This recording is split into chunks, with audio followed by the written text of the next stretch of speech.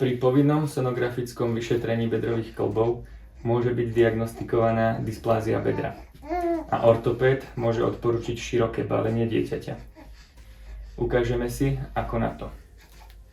Široké balenie udržuje polohu nôh od seba, čím podporuje správny vývin bedrového kĺbu. Pri širokom balení používame jednorázovú plienku, na ňu 1 až 2 tvrdšie klasické plienky zložené na šírku medzi kolienkami.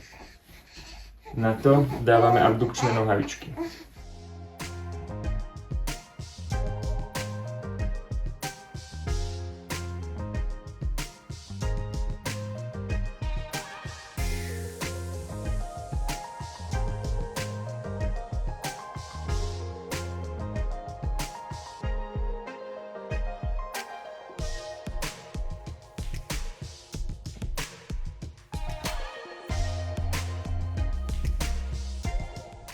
Cieľom širokého balenia je poloha s nohami od seba.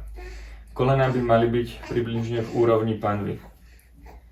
Táto poloha podporuje správny vývin bedrového kĺbu.